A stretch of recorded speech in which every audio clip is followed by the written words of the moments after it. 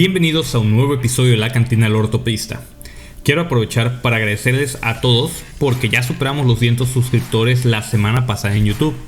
Sí, les quiero pedir una disculpa si de repente las animaciones son muy malas, pero yo hago toda la edición de los videos y a veces simplemente o no tengo tiempo de esmerarme un poquito más o simplemente no tengo idea de cómo hacer algunos efectos en la computadora. También en esto apenas estoy aprendiendo. También quiero aprovechar para mandar un saludo a las personas que nos escuchan por Spotify. Según la plataforma, ya nos sintonizan también desde España e Italia. Yo tengo una amiga en Italia que sospecho podría ser quien nos escucha por allá, pero no conozco a nadie en España, así que espero que también encuentren informativo el programa. Como existe la posibilidad de que en México el deporte nacional sea pronto el béisbol, continuaremos hablando de lesiones del hombro de los lanzadores. Si tú que nos sintonizas no vives en México y no tienes idea de qué estoy hablando, solo quiero decirte que no sabes qué buena suerte tienes. Pero bueno, basta de llorar como magdalenas. El día de hoy hablaremos sobre el pinzamiento interno. El dolor de hombro posterior en los lanzadores fue descrito por primera vez por Bennett alrededor de 1959.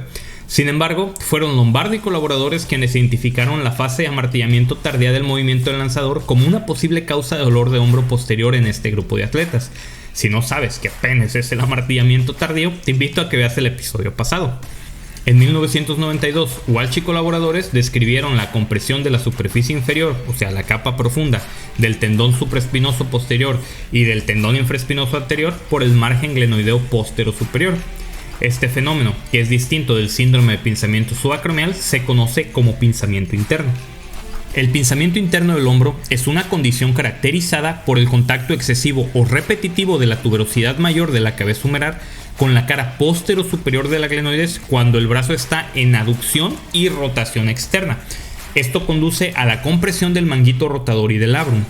Aunque existe cierta controversia con respecto a si este pinzamiento interno descrito es una condición normal o patológica, con mayor frecuencia se ha descrito como una condición patológica crónica que se asocia con lanzamientos y otras actividades atléticas repetitivas por encima de la cabeza. Sin embargo, el pinzamiento interno también se ha descrito en no deportistas. La patogenia biomecánica del pinzamiento interno ha sido ampliamente debatida desde su descripción.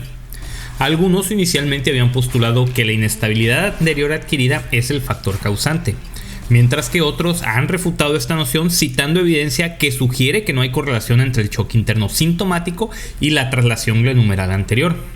El pensamiento más actual sugiere que el choque interno sintomático es multifactorial, que involucra remodelación fisiológica del hombro, contractura capsular posterior y disquinesia escapular.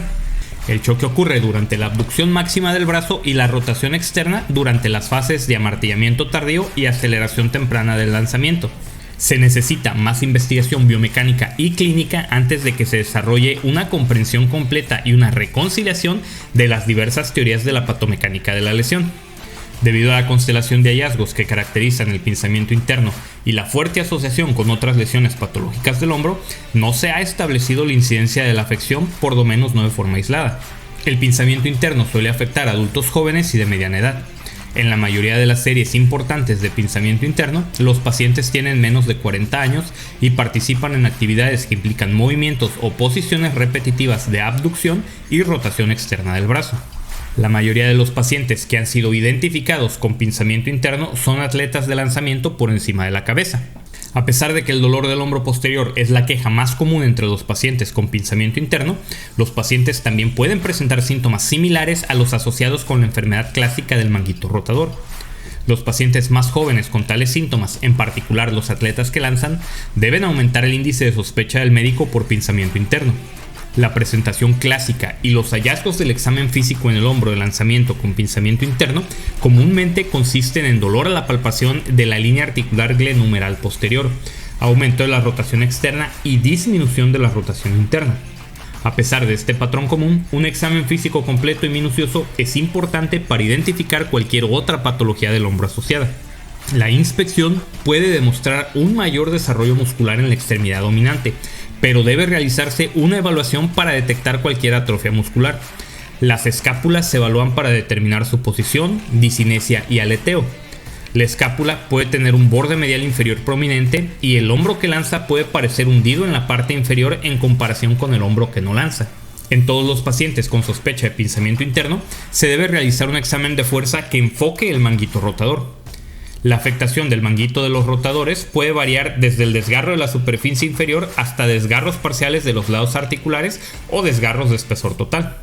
El tendón más comúnmente afectado suele ser el infraespinoso, por lo tanto se debe de prestar especial atención a la fuerza en rotación externa. Las pruebas especiales pueden incluir la prueba de reubicación descrita por Hopp, en la que el hombro se coloca en 90 grados de abducción y rotación externa máxima. Mientras está en esta posición, el húmero se carga tanto en dirección anterior como posterior. Mientras que la fuerza dirigida hacia atrás provocará dolor y pinzamiento, las cargas anteriores aliviarán el dolor. O sea, lo contrario de los hallazgos tradicionales en pacientes con inestabilidad anterior del hombro. Meister describió una segunda prueba, el signo de pinzamiento posterior, que implica colocar el hombro en una abducción de 90 a 110 grados, una ligera extensión y una rotación externa máxima, similar a la posición de amartillamiento tardío de lanzamiento. La provocación de dolor posterior profundo indica una prueba positiva y está altamente correlacionada con el desgarro de la superficie inferior del manguito rotador y o del labrum posterior. Por último, el examen del labrum posterior superior es un componente importante del examen de pinzamiento interno, ya que los desgarros del labrum en esta ubicación son frecuentes. Se han descrito múltiples maniobras de examen físico para la evaluación del labrum superior y han mostrado una alta sensibilidad para la detección de desgarros, pero ninguna ha demostrado una alta especificidad para la identificación de desgarros del labrum superior. La evaluación radiográfica de pacientes con signos y síntomas de pinzamiento interno debe incluir vistas estándar en AP, axilar, escapular en Y, vista de West Point y la escotadura de Stryker del hombro. 4 hallazgos radiográficos que se han descrito en asociación con el pinzamiento interno incluyen la exostosis del borde glenoideo posterior inferior, también conocido como lesión de Bennett, cambios escleróticos de la tuberosidad mayor, lesiones osteocondrales de la cabeza humeral posterior o geodas quísticas y redondeo del borde glenoideo posterior. Cabe señalar que los hallazgos radiográficos a menudo pueden ser mínimos o normales en pacientes con pinzamiento interno.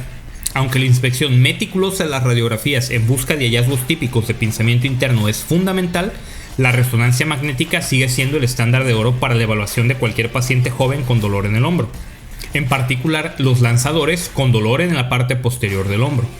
Cuando se sospechan lesiones del labrum, muchos autores abogan por el uso de una artrografía por resonancia magnética o una artroresonancia con material de contraste como el gadolíneo o con solución salina para identificar mejor los desgarros del labrum y otras lesiones.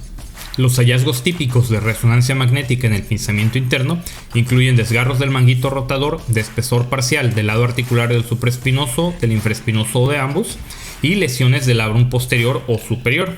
Las lesiones de Bennett, las lesiones osteocondrales de la cabeza humeral o los quistes y las lesiones óseas de la glenoides posterior también se han informado en tasas elevadas. Tanto la resonancia magnética como las radiografías deben usarse junto con los hallazgos del examen físico para establecer un diagnóstico de pinzamiento interno.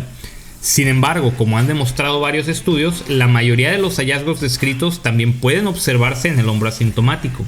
Por lo tanto, todas las características del cuadro clínico del paciente deben considerarse en su conjunto, teniendo en cuenta la edad, la profesión, el nivel de actividad del paciente, la gravedad de los síntomas, el grado de discapacidad y los efectos de la afección en el rendimiento deportivo y las actividades de la vida diaria.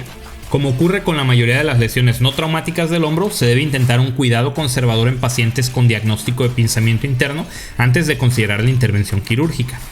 El reposo, la crioterapia, los antiinflamatorios orales y la fisioterapia son los pilares del tratamiento conservador.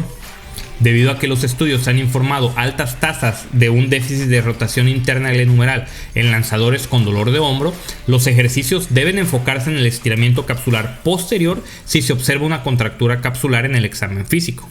Uno de los ejercicios más utilizados es el estiramiento slipper, cuyo objetivo precisamente es estirar la cápsula posterior.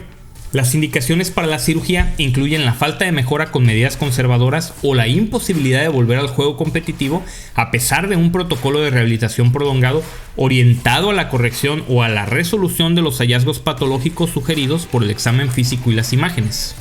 Debido a que los hallazgos en el examen físico del paciente despierto pueden ser confusos en los hombros móviles sintomáticos, el plan terapéutico final depende de los hallazgos específicos del examen bajo anestesia y de la artroscopia diagnóstica. La intervención quirúrgica debe dirigirse hacia lesiones patológicas específicas que se cree que corresponden a los síntomas del paciente o que juegan un papel en la compleja fisiopatología del choque interno. Cuando en el examen bajo anestesia haya una traslación anterior de una cruz, es decir, una traslación de la cabeza humeral hasta el borde glenoideo, no se debe hacer ningún tipo de procedimiento capsular. Cuando haya una traslación anterior de dos cruces, es decir, una traslación de la cabeza humeral sobre el borde glenoideo con una reducción espontánea una vez retirada la fuerza, se puede considerar realizar una aplicatura capsular. Cuando haya una traslación anterior de tres cruces, es decir, una traslación de la cabeza humeral sobre el borde glenoideo con bloqueo, es imperativo realizar una aplicatura capsular. Si existe un déficit de rotación interna, entonces se tendrá que realizar una liberación capsular posterior. Asimismo, si durante el recorrido artroscópico existe una ruptura del manguito rotador, se podrá realizar un desbridamiento o una reparación dependiendo si la lesión es de espesor parcial o de espesor total, que hablaremos más sobre esto cuando hablemos de las rupturas del manguito rotador. Cuando exista una lesión del labrum, se podrá hacer un desbridamiento cuando solo hay deshilachamiento del mismo o una reparación cuando haya un desanclaje franco.